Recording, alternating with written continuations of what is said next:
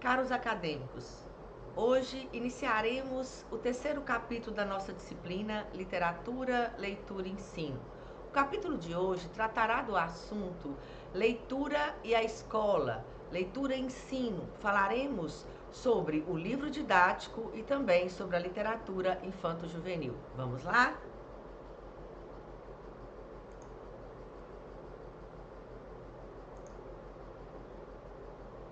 Capítulo 3, Literatura, Leitura e Ensino. Essa unidade 3, trataremos como conteúdo os livros didáticos, fragmentos e retalhos de informações literárias, a literatura infanto-juvenil. Teremos como objetivo discutir sobre o livro didático, ou os livros didáticos, a leitura e a literatura infanto-juvenil. Os livros didáticos, fragmentos e retalhos de informações literárias, eu coloquei aqui uma epígrafe do Paulo Mendes Campos, que diz assim: só no quarto ano trocamos os livros ilustrados por um volume mais grosso, sem enfeites. Era a antologia de Olavo Bilac e Manuel Bonfim. Bom, o livro didático é, segundo Marisa Lajolo e Regina Zilberman, uma das modalidades mais antigas sobre expressão escrita para o funcionamento da escola. Supostamente antecedido pela Poética de Aristóteles e pela Institutio Oratoria, de Marcos Fábios Quintiliano, ou seja, de gregos, o que a gente chama dos clássicos. O livro didático, ele fez história, sobrevivendo por muitos anos como parceiro fiel de grande parte dos professores. Então, percebemos aí de onde vem essa concepção de livro didático? Vem desde os gregos, certo? Desde 1930, o livro didático vem passando por decretos e medidas, com as primeiras iniciativas desenvolvidas pelo Estado Novo em 1937, eu digo aqui no Brasil, que consistiram em distribuição e divulgação de obras de interesse educacional. Em 1968, foi criada a Fundação Nacional do Material Escolar, FENAME, com o Programa Nacional do Livro Didático, alterado em 1976, e em 1985, a criação do Plano Nacional do Livro Didático, regulamentado pelo Decreto número 9154/85, que implementou o Programa Nacional do Livro Didático, o qual, em seu artigo 2º, estabelece a avaliação rotineira de materiais. Então, desde então, os livros didáticos, os livros literários, os livros que vão para as escolas públicas, eles passam, normalmente de 2 em 2 anos, dependendo do material, por uma avaliação, professores avaliam, professores de vários lugares do país, eles avaliam um livro antes deles serem adotados pela escola pública, Então, antes de continuarmos nossas reflexões sobre o livro didático, então gostaríamos de trazer algumas questões pertinentes a respeito da realidade brasileira com a qual professores se deparam. O que nós vivemos realmente, gente, são salas de aulas lotadas, a falta de recursos e também, isso é uma realidade, o desinteresse dos alunos, bem como também o repasse da obrigação da educação, vamos dizer, ampla para a escola. Quer dizer, muitas vezes a família, ele demanda essa educação que deveria ser mais teórica, mais de conhecimento intelectual, para também para a escola. Ou seja, a educação ética, a educação moral, tudo, nos últimos tempos, vamos dizer assim, nos últimos anos, até desde a escola passa a ter uma obrigação que às vezes vai além, da sua própria função. Então, com isso temos uma realidade bem complicada, alunos muito desinteressados, às vezes falta uma educação que deveria vir, de outras instâncias, especialmente a família, e a gente depara com esses alunos realmente com famílias muito desestruturadas, enfim. Então, além disso, não podemos deixar de mencionar, que também é uma realidade, que professores do ensino fundamental e médio, em sua significativa maioria, eles também não possuem estímulos, né, às vezes salariais, existe um acúmulo de funções e uma baixa remuneração, e para sobreviver, muitas vezes tem carga horárias que podem atingir os 3 turnos de trabalho, o que os impede de ter tempo livre, às vezes para preparar aulas, né, mais interessantes, que possam estimular mais, adquirir livros, especialmente exemplares de literatura contemporânea, textos críticos e teóricos, e também de participar de eventos, seminários, se atualizar, né, congressos, onde são discutidas questões teórico-práticas. Então, diante desse cenário, né, não muito simples, que todos nós, professores, especialmente os do ensino fundamental, enfrentam, os livros didáticos tornam-se fortes aliados dos professores por serem facilitadores da rotina docente, cujo conteúdo, né, ou os conteúdos organizados em unidades menores ajudam a controlar o horário e evitar desperdício de conhecimento a ser dominado. Assim, os professores, né, precisam aliar o tempo para o aprendizado na escola aos extensos programas de ensino. Além disso, os livros didáticos em seu formato, como os conhecimentos, permitem que os alunos tenham sempre todo o conteúdo organizado. Então, nós percebemos que os livros didáticos, eles acabam adquirindo a função de serem balizadores, né, do conhecimento. E isso, de certo modo, norteia, né, faz o norte para os professores do ensino fundamental. Não que eles tenham que se contentar apenas em ficar com os livros didáticos, mas é um material, um instrumento, né, que facilita a organização dos professores. Bom, então a preocupação com a leitura na escola, não apenas a leitura literária, é sempre primordial. Mas sabemos que os métodos, os meios utilizados por professores estão longe de desenvolver a leitura propriamente dita quando se detém somente em fragmentos, trechos, pedaços de textos, o que distancia a possibilidade de fazer com que os alunos leiam, né, aqueles textos de maneira integral. O conhecimento de literatura constrói-se por meio de fragmentos e retalhos de informação literária. Então, essa é a grande realidade, né? E também, né, deparamos com uma cultura brasileira em que a leitura não é, vamos dizer, o carro-chefe, né, da preferência nacional, né? Então, nós notamos que os alunos hoje, né, os textos, eles são extremamente visuais, né? Eles trazem seleção de textos, os livros didáticos. Os livros didáticos também têm exercícios prontos que otimizam a vida dos professores por disporem de pouco tempo para preparar suas aulas e a dos alunos que não precisam copiar os conteúdos do quadro. O livro didático mostra o caminho a ser percorrido. Com ele, os professores e alunos sabem perfeitamente onde vão chegar. Então, daí a vantagem, né? Esse lado muito positivo que nós temos do livro didático. É possível formar também, né, a partir dos livros didáticos, leitores com fragmentos literários? É um grande questionamento que, né, os professores de literatura, eles fazem, né? Será que esses fragmentos também, é um lado que temos que questionar, que esses livros didáticos trazem dos textos literários, realmente contribuem para formar leitores?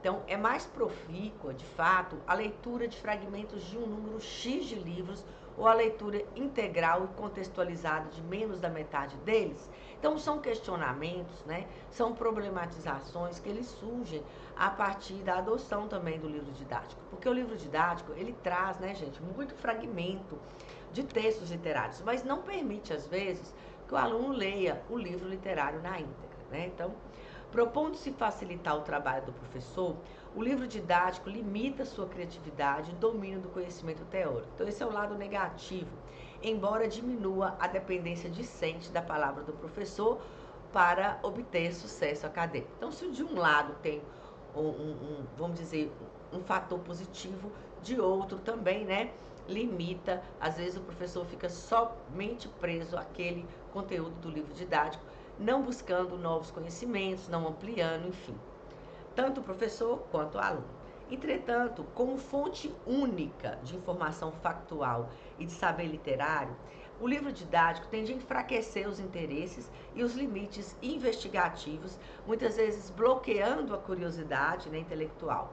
Apesar de nem sempre os alunos observados terem sido silenciados por estratégias autoritárias explícitas, foi possível perceber, segundo esse IDIOS, né, a pressão apassivadora causada pelos limites do tempo, pelo programa positivista, pela forte expectativa sociocultural de passar nos exames, né? Então, bom ou ruim, né, adequado ou inadequado, o livro didático é ainda um dos contribuintes e patrocinadores, um dos mais responsáveis pela formação do leitor brasileiro no ensino fundamental e médio. Quer dizer, de todo ele não é ruim, certo? Então, pelo menos marca, né, o início de um processo de leitura, né, em sala de aula.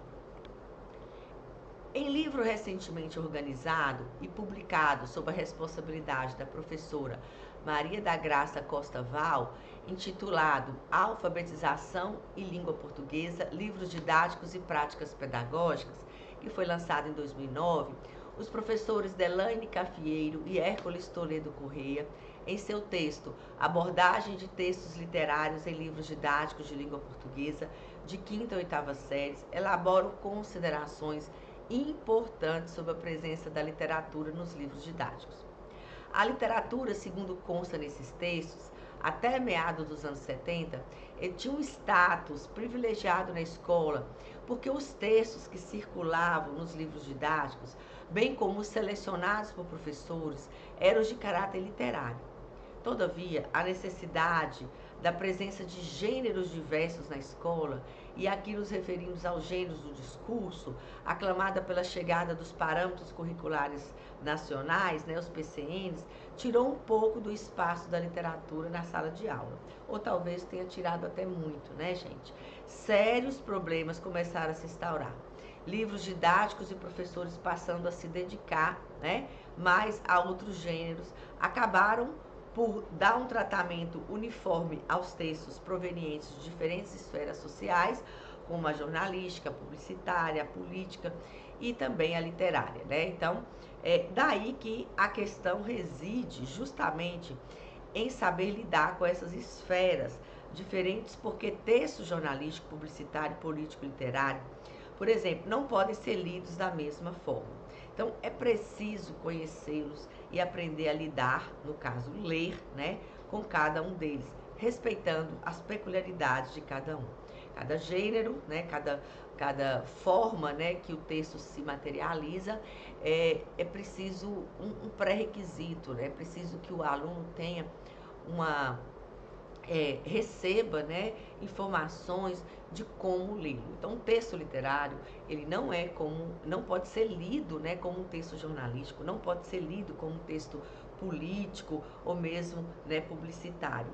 Então, a inserção de novos gêneros exige também do professor que ele se prepare melhor nesse processo, né, de habilitar o aluno na leitura e na decodificação desses diversos gêneros.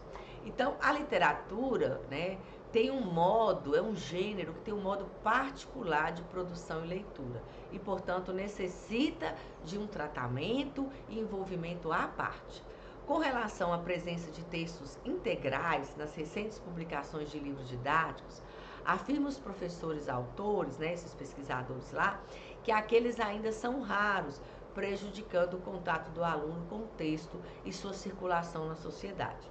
Experiências de leitura limitadas à dinâmica do fragmento do texto, né, literário pode acarretar a falsa concepção de que texto de escola, texto de aula de português é sempre pedaço de texto. Então, é uma crítica muito séria, né, a todos os professores que adotam apenas, né, o livro didático para ensinar a literatura.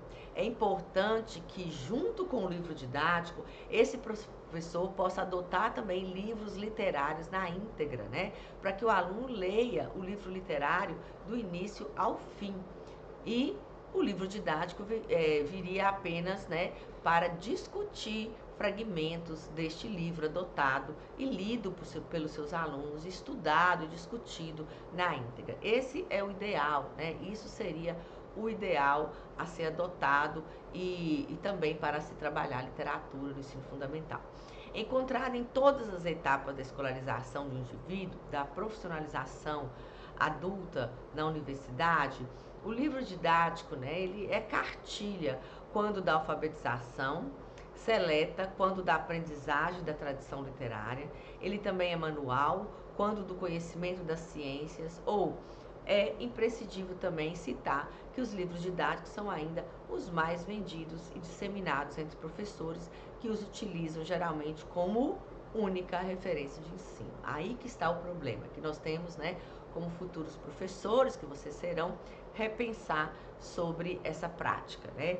Apesar do berço ilustre, contudo, o livro didático é o primo pobre da literatura. É isso que eu gostaria de chamar a atenção de vocês.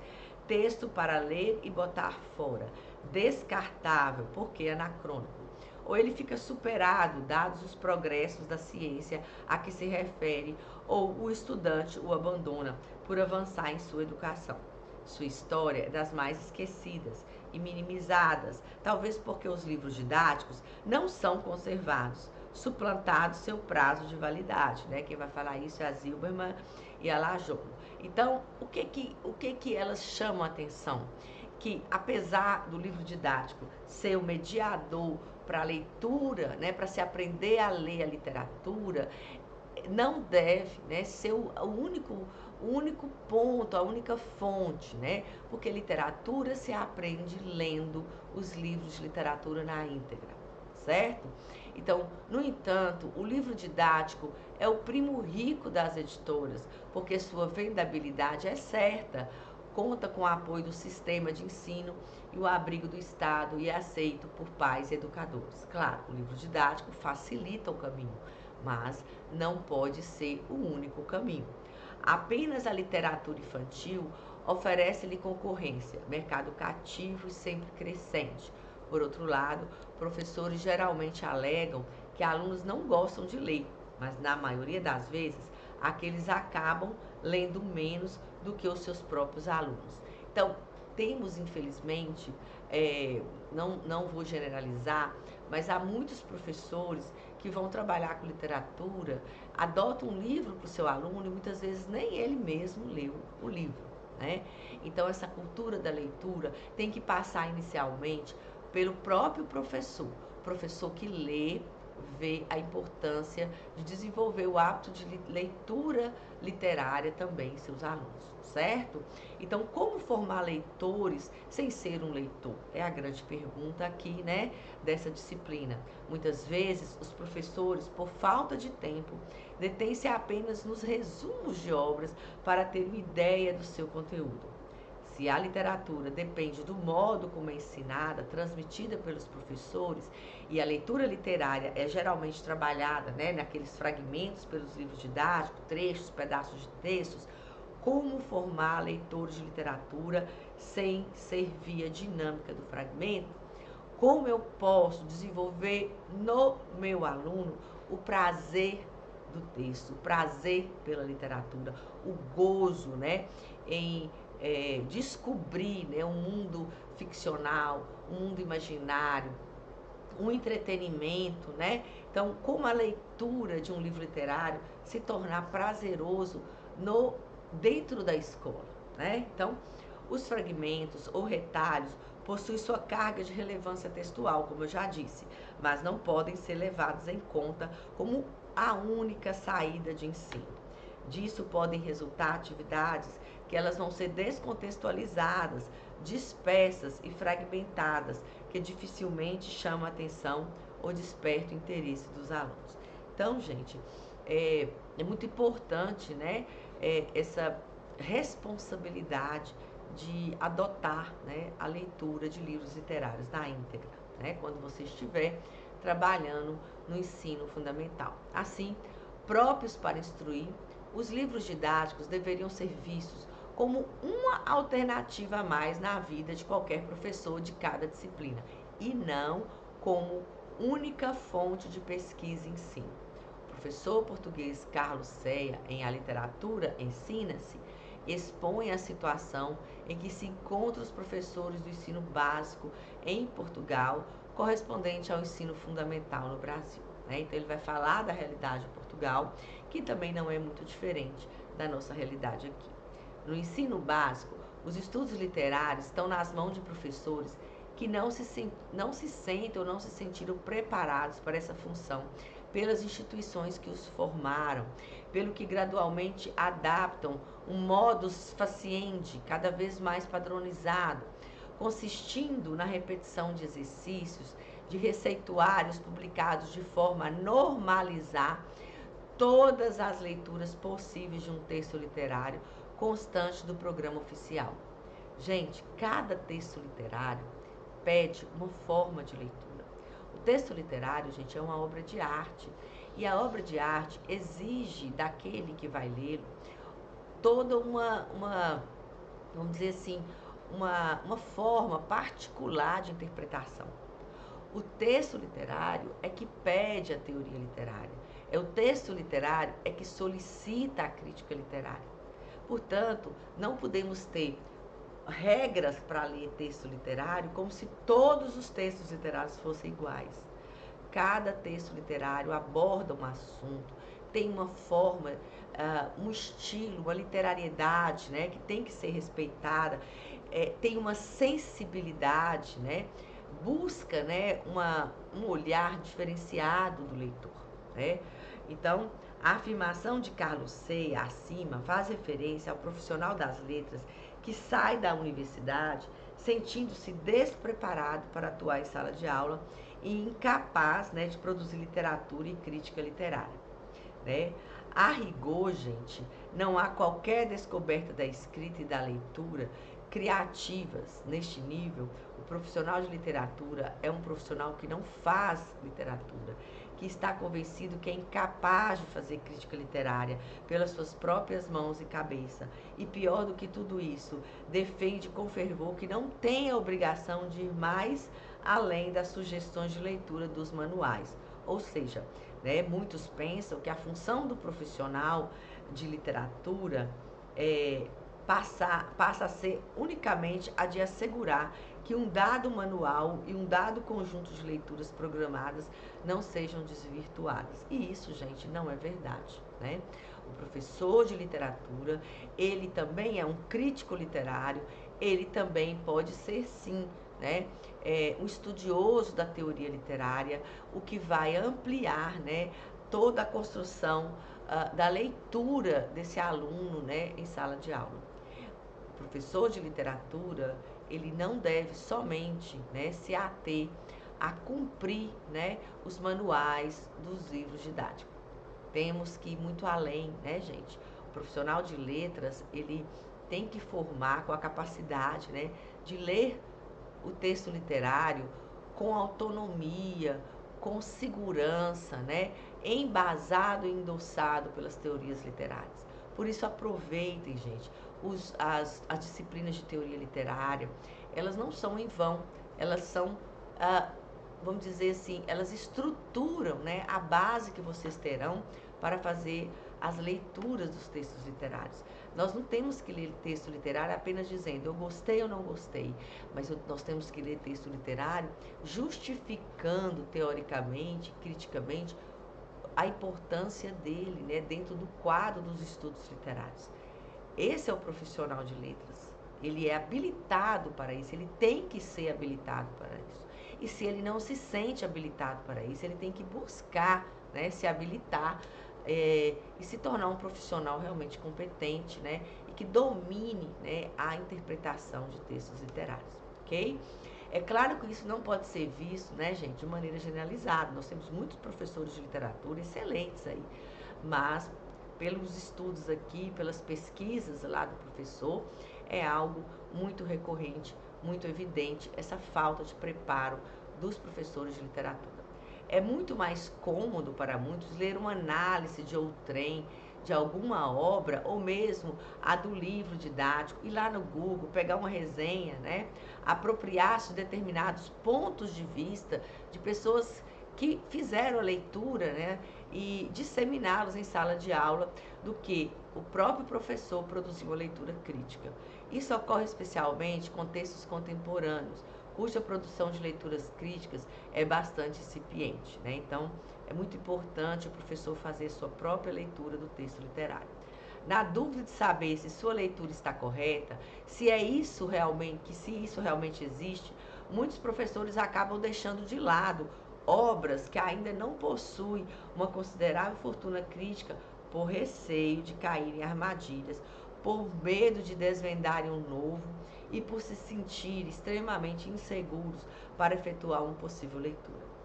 Em entrevista, gente, concedida a Rony Farto Pereira, no já mencionado Jornal Pro Leitura, Ego de Oliveira Rangel, professor e coordenador em processo de avaliação do livro didático, por vários anos, fez a seguinte afirmação a respeito do que seria a qualidade de um livro didático. A qualidade de um livro didático, diz Rangel, é definida sempre por referência a um corpo, né, de princípios, valores e critérios, explícitos ou não, que sintetiza o que uma determinada época pensa e espera do ensino de língua materna. E aqui vale acrescentar, o livro didático, gente, é definido de acordo com o que determinados elaboradores, dos quais boa parcela não atua na escola, concebem o como e o que devem ser aprendido pelos estudantes. Por outro lado, né, o livro didático é utilizado pelos alunos, mas, de fato, dirige-se ao professor, que nem sempre acaba sendo um bom mediador. Então, daí nós temos, né, esse distanciamento, né, entre quem elabora o livro didático e quem realmente aplica, né, o que está sendo elaborado. Falta, né, às vezes, uma sintonia, né, nesse processo. Se muitos livros didáticos nem sempre são completamente adequados para o ensino em sala de aula, por trazerem conceitos e informações muitas vezes equivocadas, deficiências metodológicas e muitas vezes insuficiência teórica, a melhor saída seria, então, dispensá-los das aulas? É uma grande pergunta que fica no ar, né? Será se eles têm, por existir tantos problemas aí, né, com o livro didático, né, dentro da prática mesmo, em sala de aula, é possível ficar sem esse livro didático, né? Então, em meio a constantes controvérsias, se arrisca a proposta do que seria o melhor manual aos alunos de literatura. Então, ele vai dizer, melhor manual que se pode recomendar aos alunos de literatura é o pior manual que se pode dar ao professor de hoje. Um manual sem textos de apoio, sem notas, sem linhas de leitura, sem propostas de atividade, isto é, apenas com os textos literários em estado puro e sem a presença de críticas ou propostas redutoras. Isso seria o ideal, né? Porém, não funciona, né? Então, para dispensar o livro didático, é preciso ter coisa melhor a oferecer. Se o livro didático de má qualidade for o parâmetro, é muito mais fácil para um grupo de educadores reunidos numa escola minimamente decente selecionar e mesmo elaborar com vantagens outros materiais alternativos, né? Mas, né, segundo Rangel, acredito que mesmo no caso de boa parte de livros que o guia classifica como recomendados com ressalva, não é fácil dispor de coisa melhor. Se a alternativa é selecionar outros materiais didáticos, o universo não será muito diferente do que se apresenta no livro didático. Então, gente, a realidade é que o livro didático é importante, é fundamental, é o meio que conduz o professor e o aluno, é o norte, porém, né, é preciso ter uma atitude crítica, né, e também materiais complementares. Bom, finalizando o assunto do livro didático, vamos falar um pouco do nosso segundo item de conteúdo, que é a literatura infanto-juvenil, né? Que beleza é a literatura infanto-juvenil. Os leitores crianças não são assim tão diferentes dos adultos, embora sua sintonia seja outra, em função de uma emocionalidade mais intensa e espontânea, de um registro de vida ao mesmo tempo absoluto e fugaz, né? Nosso epígrafe aí. A literatura infanto-juvenil se faz muito necessária, né? Nós percebemos aí que as nossas crianças e adolescentes, eles precisam construir um imaginário forte, né? Eles precisam ou aprender ou reaprender a fabular, né? Essa presença da fabulação no processo cognitivo da infância e da adolescência é fundamental, né, na formação de um adulto, né, mais equilibrado emocionalmente. Com certeza, estudos já apontam para isso. Então, a literatura infanto-juvenil, tal qual a literatura feita por mulheres, a africana, a popular, oral e de cordel, foi por muito tempo compreendida como um gênero literário marginal, né? Menor, desnecessários, cujos produtos eram de categoria inferior, desinteressantes, sendo a qualidade e a especificidade postas em questão pela crítica, né? Por aquela crítica canônica, aquela crítica clássica, né? No sentido de cânone mesmo, não de clássica dos gregos, mas no sentido de cânone, né? De privilegiar aqueles livros infanto-juvenis, muitas vezes herdados de uma cultura eurocêntrica. Então, em relação à literatura infanto-juvenil, a quem compreenda não haver limitações e muito menos obras específicas para determinados leitores.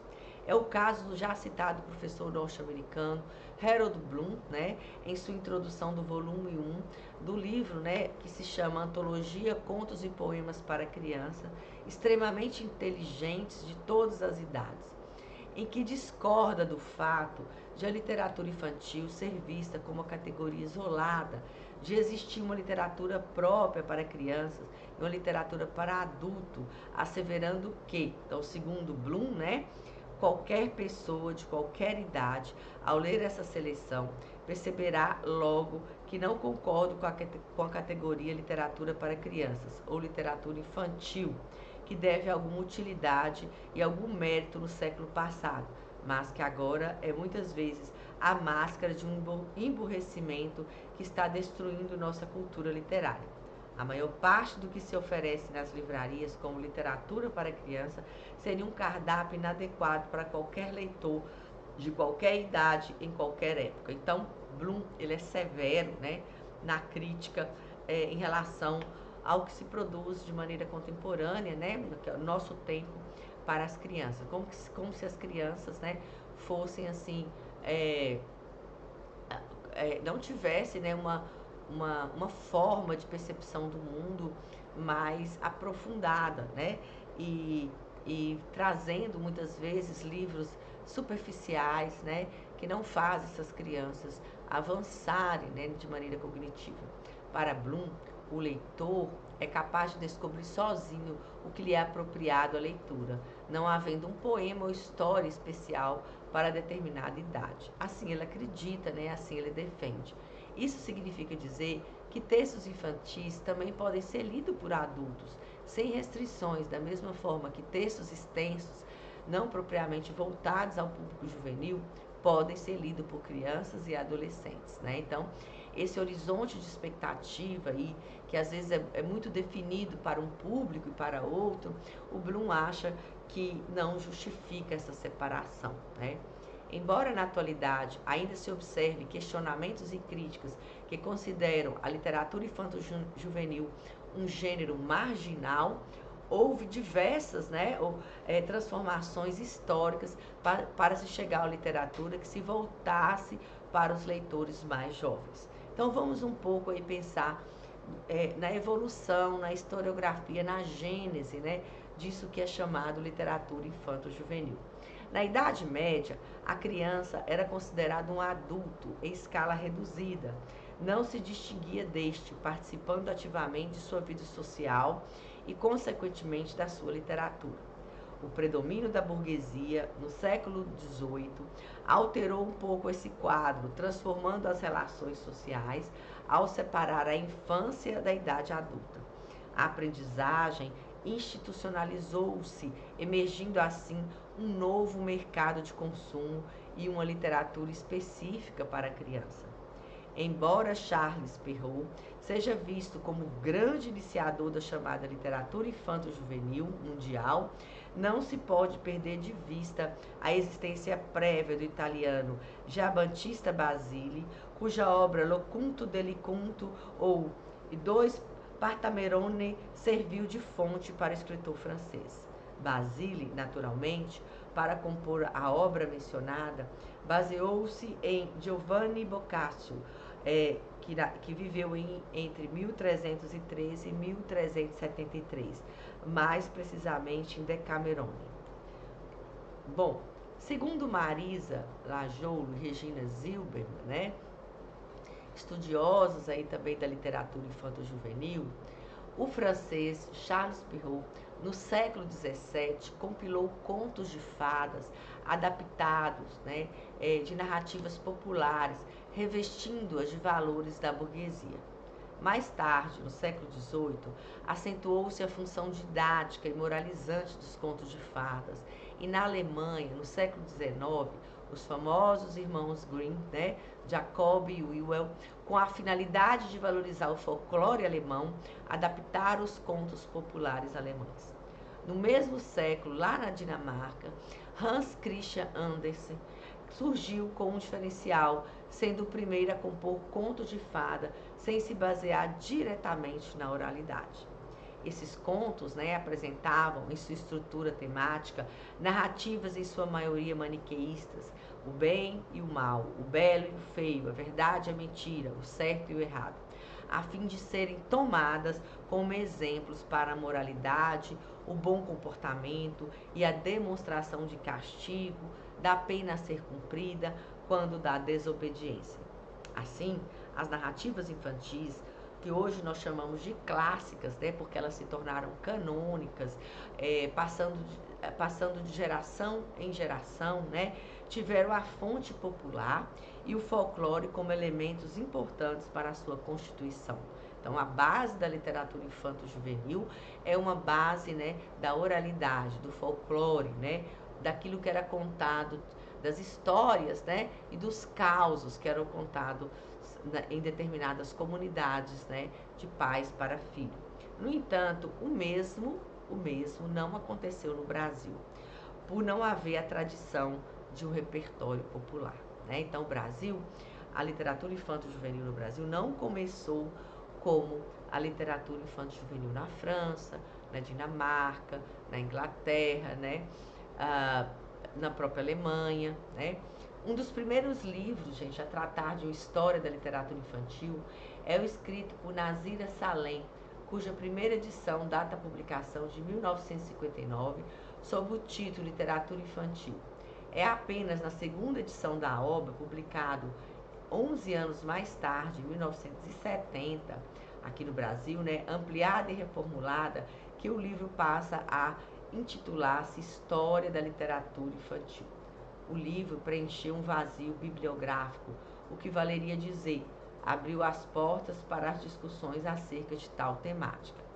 O compêndio é dividido em 5 partes, das quais Nazira Salem dedica 2 capítulos às adaptações literárias intitulados Livros Célebres Adaptados à Infância e Clássicos Universais Adaptados à Infância, ou seja, a autora dá considerável enfoque, 40% da obra, à exploração das adaptações literárias que vieram, né, de outras línguas.